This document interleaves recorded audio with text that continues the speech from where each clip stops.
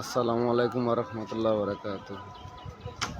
দেখেন আমাদের কুতুবদিয়ার কি অবস্থা। দেখেন সমুদ্রের ঢেউয়ের কারণে, বর্ষার কারণে সমুদ্রের ঢেউ প্লাবিত, পানি বেশি কারণে আমাদের কুতুবদিয়া বেরিবার না থাকার কারণে সবাই কিন্তু এমনি দেখতে আসে, তবে চোখ দিয়ে দেখি, মন দিয়ে দেখে না।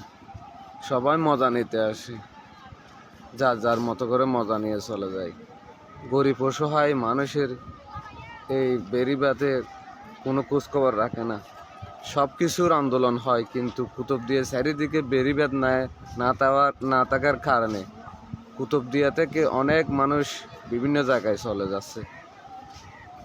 দেখেন বিদ্যুতের খুঁটা পর্যন্ত পড়ে গেছে। দেখেন কিভাবে মানুষ বসবাস করবে এভাবে যদি কেউ না দেখে, কেউ যদি একটু খোঁজখবর না নেয়। আমাদের সরকারের কাছে কি এগুলা যায় না? এই কুতুবদিয়ার খবর যায় না? আমাদের কুতুবদিয়াতে অনেক সুশিক্ষিত ব্যক্তি আছে, বড় বড় পোস্টে সরকারি চাকরিজীবী আছে। এরা কি দেখে না একটু গরিব অসহায় মানুষের জন্য এই কথাগুলো বলার জন্য? যে কুতুবদিয়া চারিদিকে কতগুলো বেড়িবাঁধের কাছে গরিব দুঃখী অসহায় মানুষ বসবাস করে, এদের খবর একটু কি সরকারের কাছে বলা যায় না? এতগুলো শিক্ষিত মানুষ থাকতে কুতুবদিয়ায় সবাই কিন্তু এমনি চোখে দেখতে আসে যে ব্যাঙ্গে যাচ্ছে, ওইদিকে ব্যাঙ্গে যাচ্ছে, এগুলা বলে সবাই একটু দেখতে আসে।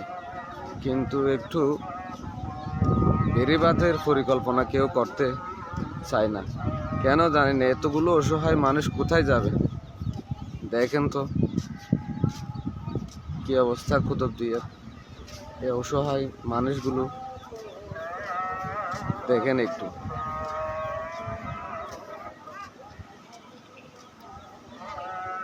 আজকে অনেক ঘরবাড়ি চলে গেছে, শত শত ঘরবাড়ি এর আগেও চলে গেছে, আজকে কিন্তু অনেক চলে গেছে, ভেঙে গেছে।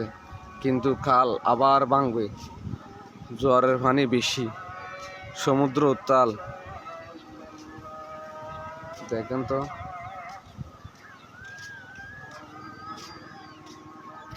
দেখেন সমুদ্র দেখেন। যখন জোয়ার হয় তখন সরাসরি আমাদের এই যে বেড়িবাঁধে এসে পড়ে। দেখেন কতগুলো